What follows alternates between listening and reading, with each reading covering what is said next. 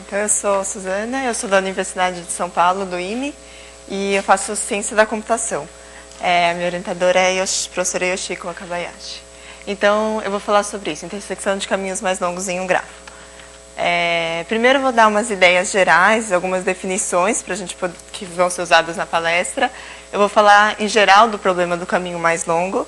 Depois, eu vou tratar mais especificamente do que eu trabalhei em cima, que é a intersecção de caminhos mais longos. Vou apresentar um novo resultado que a gente conseguiu esse ano e aí as conclusões. Então, primeiro, grafos. A gente já viu um pouco de grafos, quem não tinha visto antes aqui com o professor Carlos. Então, grafos, você pode pensar que é um par, V e E. V aqui é um conjunto de vértices que pode ser representado graficamente pelos pontos. E E são arestas, que são pares não ordenados de vértices, nesse caso aqui, e podem ser representados por esses segmentos ligando vértices. Então, aqui o que a gente poderia considerar seria arestas múltiplas ou laços, mas para essa finalidade isso não interessa, então a gente não vai considerar isso. Uma ideia importante em grafo é planaridade. Então, um grafo é planar se ele pode ser desenhado no plano, sem intersecção de arestas. Então, esse é um exemplo de um grafo planar. Esse aqui também é um grafo planar. Embora nesse desenho as arestas estejam se intersectando, eu posso desenhá-lo de outra forma, que as arestas não se intersectem. Então, ou também desta outra forma. Então, isso é um grafo planar. Agora, esse aqui já não é um grafo planar. Por mais que eu tente desenhá-lo de alguma forma que as arestas não se intersectem, isso é impossível. Então, isso não é um grafo planar. Agora, caminho. O caminho vai ser outro conceito que a gente vai usar muito aqui. Então, um caminho a gente pode pensar como uma sequência de vértices, desde que os vértices sejam adjacentes, né? Agora, neste caso, os vértices vão ter que ser distintos. Então, vou dar um exemplo aqui. Isso aqui, esse que está mais rosa assim, é um caminho, esse CDFB. Agora, aí esse caminho, ele tem comprimento 3. A gente conta o número de arestas para dizer o comprimento de um caminho. E agora, se eu concatenar com esse outro caminho aí, você vê que o F está repetido. Então, isso eu já não vou mais chamar de caminho. Eu posso chamar de passeio ou de outra coisa, mas isso eu não vou chamar de caminho. Então, bom, e outro conceito importante é circuito. Então, circuito vai ser, de novo, uma sequência de vértices distintos, exceto nas extremidades. Então, eu posso pegar aquele mesmo caminho e eu fecho ele formando um circuito. E, de novo, esse tem comprimento 4, que é o número de arestas. Tá, agora eu vou falar de dois problemas que estão intuitivamente muito relacionados, que é o problema de encontrar um caminho mais curto entre dois dados vértices e de encontrar um caminho mais longo entre dois dados vértices. Então, só antes de entrar nisso, aqui a gente está falando de grafos conexos, ou seja, entre quaisquer dois pares de vértices precisa existir um caminho. Então, isso aqui é um exemplo de um grafo que não é conexo. Mas nessa apresentação a gente só vai estar tratando de grafos conexos. Então, vamos lá. Então, esse é um exemplo, eu tenho o meu vértice ST. Então, vamos tentar achar um caminho mais curto nesse grafo. Então, não sei, eu posso ir procurando assim e finalmente chegar, por exemplo, nesse caminho aqui. Então, esse é um caminho de comprimento 3 de S a T. A forma com que eu desenhei esse grafo aí é para tentar facilitar encontrar caminhos mais curtos. Então, eu tenho S aqui, que tem distância 0 dele mesmo. Logo em seguida, esses dois têm distância 1 do S, porque são os adjacentes ao S. Depois, esses aqui têm distância 2, que eles são adjacentes aos adjacentes de S. E o próximo aqui, esses aqui, têm distância 3, e aqui distância 4. Então, através desse desenho, eu consigo mostrar também uma prova de que não existe um caminho de S a T de comprimento menor que 3. Então, eu te mostro, olha, esse é o caminho mais curto, não existe caminho mais curto do que esse. Então, a gente podia tentar fazer algo parecido para encontrar o caminho mais longo. Então, a gente pode tentar aí, não sei, aqui eu coloquei alguns exemplos. Então, por exemplo, eu encontrei esse é um caminho relativamente longo. mas não é o mais longo. Eu posso, de repente, fazer isso. Está um pouco difícil de ver aí as cores, mas ele está um caminho mais longo agora. Mas eu consigo ainda mais longo. Eu consigo um que, inclusive, passa por todos os vértices. Um caminho que passa por todos os vértices a gente chama de caminho hamiltoniano. Se for um circuito que passa por todos os vértices, um circuito hamiltoniano. Então, agora sim, eu consigo mostrar que esse é o maior caminho, porque ele já está passando por todos os vértices, eu não posso repetir vértices, certo? Só que isso não é sempre o caso, não é sempre que existe um caminho hamiltoniano. E nesses casos, como que eu mostro? Primeiro, como que eu encontro um caminho mais longo? Depois, como que eu mostro que ele é realmente um caminho mais longo? Então, se a gente for pensar nas diferenças entre esses dois problemas, primeiro a dificuldade de você encontrar o objeto que eu estou procurando. Em computação, a gente fala muito de complexidade, eu consigo falar formalmente nessa dificuldade, posso entrar em NP difícil, que eu não vou entrar aqui agora, mas você pode ver que realmente encontrar um caminho mais longo é mais difícil do que você encontrar um caminho mais curto. Não existe um algoritmo eficiente para fazer isso. E a outra coisa é como que eu provo que esse caminho é mais longo. Então, assim, o que se poderia fazer, posso tentar todas as opções, né? Eu tenho vários caminhos de SAT, posso tentar várias opções, todas as opções possíveis e te mostro, olha, tentei tudo, esse foi o mais longo que eu encontrei. Agora, isso não é muito eficiente, embora seja um modo de fazer. Então, eu vou falar rapidamente da motivação.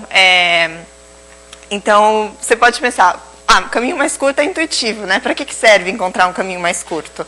Eu estou querendo ir dessa cidade para essa outra, qual que é o caminho mais curto? Posso ter várias aplicações, né? Caminho mais longo, você pode pensar, bom, para que serve? Por que eu vou querer o caminho mais longo entre dois pontos, né? Bom, isso é o caminho hamiltoniano, que basicamente pergunta, dado um grafo, existe um caminho que passa por todos os vértices? Isso pode ser algo interessante, assim. Então, eu vou visitar a Europa, eu quero saber em que cidade eu paro para fazer um caminho para passar por todas as cidades que eu quero, sem repetir nenhuma, porque eu não gosto de repetir cidade. Então, pode ser um problema interessante. Tem muitas aplicações depois de circuito hamiltoniano. Depois tem esse PERT, Program Evaluation and Review Technique, que eu peguei um exemplo aqui, que é o seguinte, eu tenho que realizar uma tarefa, aqui é meu início, aqui é meu fim, e eu tenho vários passos para realizar essa tarefa. Então, para eu poder realizar a tarefa 6, por exemplo, a 5 precisa estar pronta e a 2 também. E das 5 para 6, eu levo aqui 3 semanas. Da 2 para 6, eu levo 6 semanas. Então, aqui, nesse caso, é um pouco diferente dos grafos que eu estava mostrando, porque as arestas são direcionadas, né? Mas, em todo caso, se eu quiser saber, nesse grafo aqui, quanto tempo vai levar do início até o fim, exatamente o que eu preciso aqui é o caminho mais longo. Porque não adianta nada eu ter terminado a tarefa 2 para poder começar a 6 se eu ainda não terminei a 5. Então, eu preciso encontrar um caminho mais longo nesse grafo e esse vai ser o tempo que vai demorar para eu finalizar esse meu projeto. Tá, então, é uma das aplicações.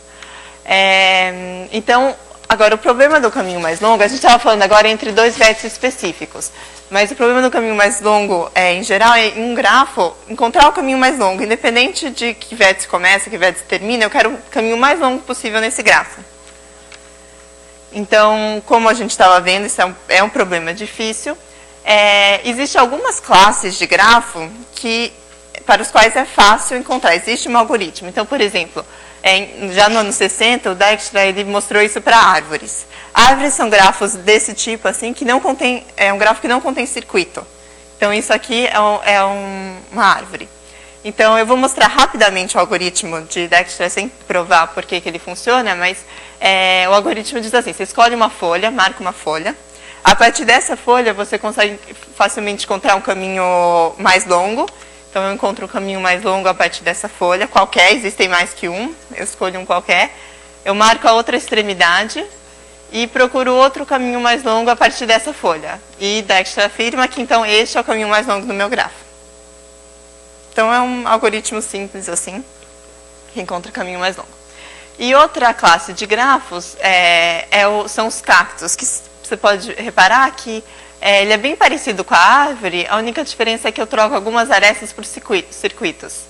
Então também para essa classe de grafos é fácil encontrar um caminho mais longo. Depois tem os grafos de intervalo também, que é uma outra classe, muito importante, também é fácil encontrar caminhos mais longos. Eu vou explicar rapidamente assim, eu tenho aqui segmentos, posso pensar, tem uma reta real aqui, eu tenho segmentos, e cada vértice, ele corresponde a algum segmento. E as arestas, eu coloco arestas entre dois vértices se esses segmentos se intersectam. Então, aqui eu tenho o D, ele se intersecta com A, B, C, G e F. Então, ele vai estar ligado com A, B, C, G e F.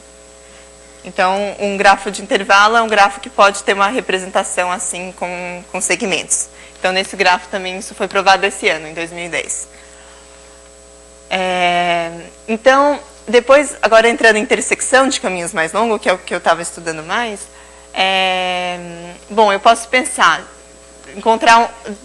vamos supor que alguém me dá um caminho mais longo nesse grafo, que é esse aqui, e eu quero encontrar um caminho mais longo que tem uma intersecção pequena com esse caminho mais longo aqui.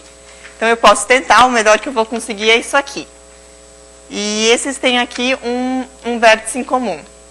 Então, uma primeira pergunta que a gente podia fazer, será que, dado dois caminhos mais longos, quaisquer num grafo, sempre existe um vértice em comum? Ou eu consigo dois totalmente disjuntos? Então, bom, então eu vou mostrar uma prova aqui, que é simples, que quaisquer dois caminhos mais longos se intersectam. Então, vamos pegar dois caminhos mais longos, supor que eles não se intersectam. Como a gente está trabalhando com grafos conexos, eu sei que existe um caminho ligando o meu P1 ao meu P2, que são os meus caminhos mais longos. Então, eu vou pegar um caminho mínimo aí, e eu chamei aqui esse vértice de X, esse vértice de Y, e agora, o meu X, ele divide o P1 em dois pedaços. Eu vou chamar de P1', o maior, aqui os dois são iguais, mas então um deles eu vou chamar de P1', e o P2', o segmento maior de P2, que foi dividido por esse vértice. Agora, se eu concateno P1', M e P2', eu tenho um caminho mais longo do que o meu P1, então isso contradiz o fato de P1 ter sido um caminho mais longo no começo.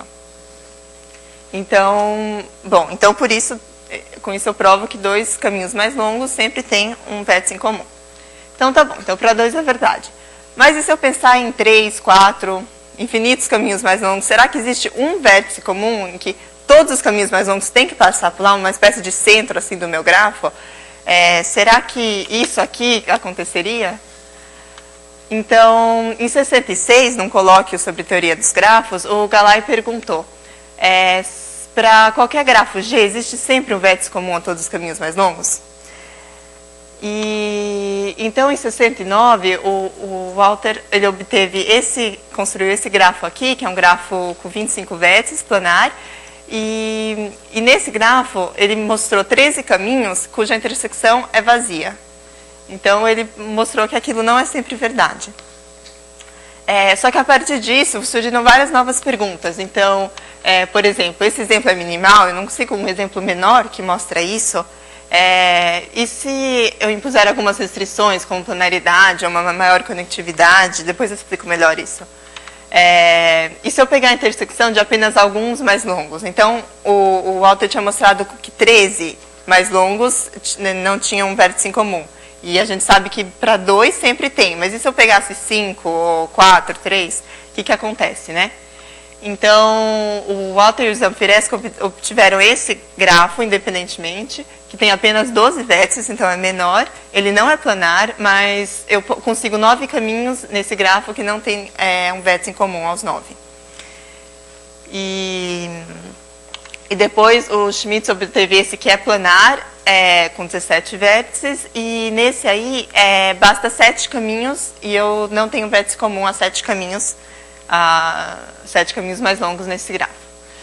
Então, bom, e depois, quando eu falei de conectividade, eu vou falar só rapidinho o que é isso. Então, esse é um exemplo de um grafo que não é desconexo, porque um grafo 2 conexo, eu preciso remover pelo menos 2 vértices para ele ficar desconexo. Aqui, se eu removo um vértice, se eu removesse esse vértice, ele já ficaria desconexo. Então, isso não é um grafo 2 conexo, mas esse é. Removendo um vértice só, eu não consigo desconectar meu grafo. A definição de 3 conexo é análoga. Então, intuitivamente, esse problema ficaria mais difícil se eu impuser essa condição de maior conectividade nos grafos. Então, mas mesmo assim, se conseguiram alguns exemplos, 2 conexos, planar, não planar, 3 conexos, só que você vê que o número de vértices tem que ser muito maior para conseguir um exemplo que mostre isso. Agora, para 4 conexos, está em aberto ainda. A gente não conhece nenhum exemplo em grafos 4 conexos em que todos os caminhos mais longos não têm um vértice em comum.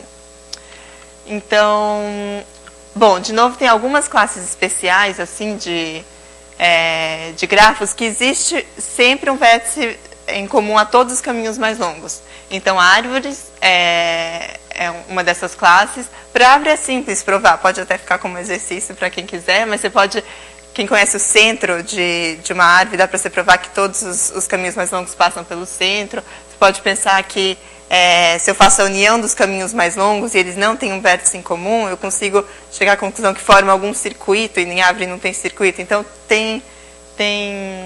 isso dá para ser provado simples, uma prova simples. E também para grafos arcos circulares, que são parecidos com aqueles grafos de intervalo, só que em vez de eu ter uma reta, eu tenho aqui os meus segmentos estão dentro de uma círculo aqui, né? Então essas são duas das classes. Tem outras classes, mas são mais difíceis de definir, assim. Tá, então um problema em aberto, que foi por onde eu comecei, na verdade, é se existe um vértice comum a quaisquer 3 caminhos mais longos em G. Então, a gente sabe para 2, a gente tem um exemplo de 7, em que isso não é verdade, mas todo o intervalo de 2 a 7 não se sabe nada, né? Então, a gente poderia pensar nisso, em 3 caminhos mais longos. E a Maria Chinovic, em 2009, provou isso para grafos exoplanares. Grafos exoplanares são parecidos com aqueles grafos cactos que a gente viu antes, mas eu posso colocar arestas aí no meio de cada uma dos circuitos, né? Eu também posso definir grafos exoplanares como um grafo planar que eu consigo desenhá-lo de forma que todos os vértices estejam na face externa, ou seja, encostando assim nessa... eu posso pensar que isso tem uma face interna aqui, isso é uma face interna e essa é a minha face externa. Então, um grafo exoplanar é um grafo que eu posso desenhar de forma planar e todos os vértices estão na face externa. Então ela escreveu um artigo, foi um artigo que eu estudei bastante, ele tem umas provas complicadas, você divide em muitos casos, configurações proibidas, mas foi por aí que eu comecei, que eu me interessei pelo problema. E o que foi interessante é que, ao estudar esse problema, no final a gente conseguiu uma prova muito mais simples para essa mesma, e mais forte também, porque o que a gente provou não fala apenas de 3 caminhos, mas fala para todos os caminhos. Então, se G é um grafo exoplanar, existe um vértice comum a todos os caminhos mais longos. Então, uma prova mais simples, que é mais forte da que ela provou ano passado. Então, eu vou mostrar, realmente é simples, eu vou mostrar visualmente a prova aqui. Então, vou começar vou mostrar essa parte 1, que é provar, que é a parte mais difícil, assim, porque a outra já tem um teorema que eu posso usar que generaliza isso, mas a parte 1 é provar para G quando G tem apenas um bloco não trivial. Aqui, deixa eu voltar aqui que eu não defini bloco. Bloco é um subgrafo 2 conexo maximal. Então, isso aqui é um bloco, este aqui é outro bloco, este é outro bloco. Ou se uma aresta não faz parte de um subgrafo 2 conexo maximal, ela sozinha é um bloco também. Então, isso é um bloco, isso é um bloco. E um bloco não trivial, eu estou desconsiderando as arestas. Ele tem que ser um subgrafo 2 conexo. Então, visualmente é fácil de ver. Isso aqui é um bloco. Então aqui eu vou pegar esse exemplo aqui de um exoplanar e vou mostrar a prova rapidinho de como se prova para isso. Então, dado um exoplanar, eu vou definir Isso aqui eu estou chamando de caminho pendente, tá? E o meu R estrela é meu caminho pendente maximal, assim, o meu maximal não, o meu mais comprido. Então, eu vou olhar todos os caminhos pendentes do meu grafo, escolho aí o mais comprido, vou chamá-lo de R estrela. E a intersecção desse R estrela com o meu bloco não trivial vai ser esse vértice aqui que eu vou chamar de V. E a minha prova toda vai estar em cima desse V. Eu quero mostrar que todos os caminhos mais longos obrigatoriamente têm que passar por esse V. E aí eu mostro que, então, que é um vértice em comum a todos, né? Então, agora eu vou apagar um pouco o resto para não ficar muito difícil de visualizar. E vamos supor que, então, alguém me dá um caminho mais longo que não passa por V. Ele passa por algum lugar próximo a V. Então, eu vou chamar de X o vértice mais próximo a V por cima, assim, eu chamo de X. E a mesma coisa embaixo, Y, tá? E depois, bom, o X, ele tem duas arestas, e uma das arestas, a que estiver mais próxima do Y, aqui por baixo, eu vou chamar esse vértice aqui de Z. Tá?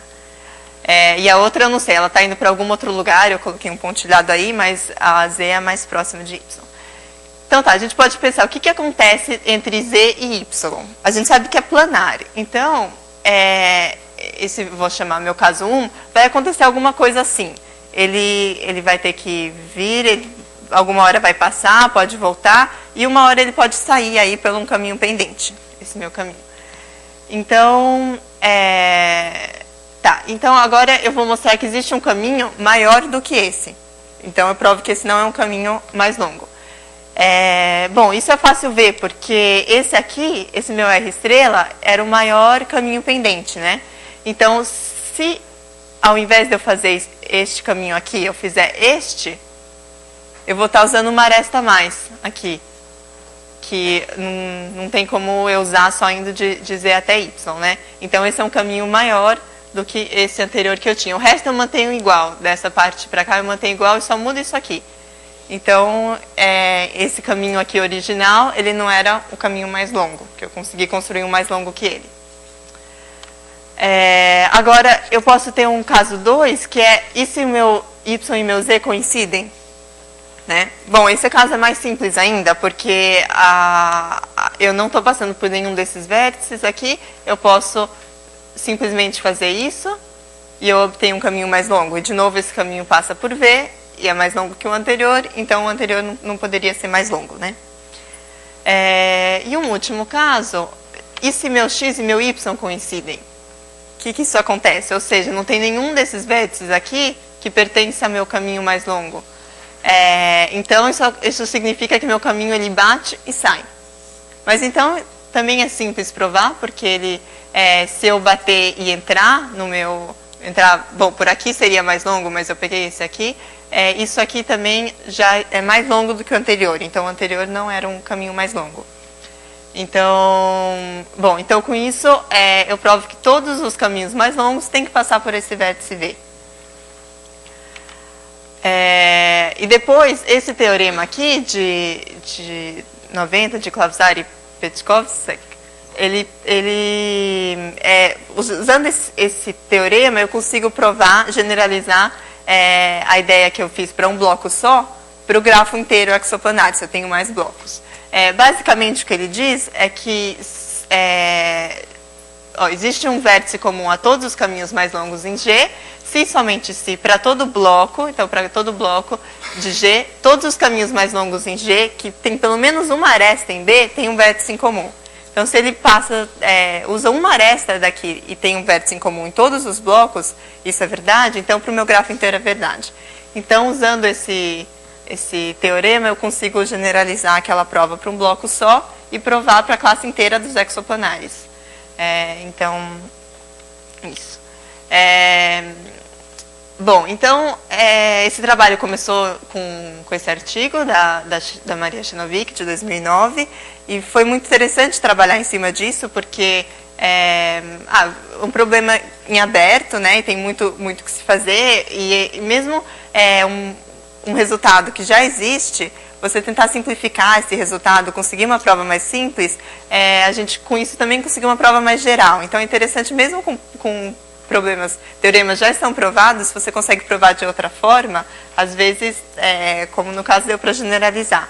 Também, além desse resultado mais geral que eu apresentei aí, tem outro resultado mais geral que a gente conseguiu também, que agora, bom, aqui é pensando só em 3 caminhos, mas em vez de pensar em grafos exoplanares, grafos que eu posso, aqui não precisa ser planar, eu preciso ter um circuito que passa por todos os vértices desse meu bloco, mas a parte interna dele não pode ter essas que se intersectam, né? Então, a gente também provou isso para 3 caminhos mais longos em grafos desse tipo.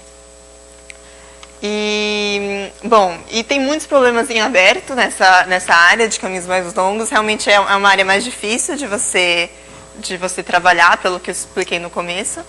E é interessante também, tem esse gap aí, de 2 a 7 caminhos mais longos, né, que a gente não sabe o que acontece. Então, para algumas classes a gente viu aí, mas em geral, não se tem nenhum resultado que diminua esse gap desde os anos 70, que foi quando encontraram o exemplo com 7 caminhos mais longos.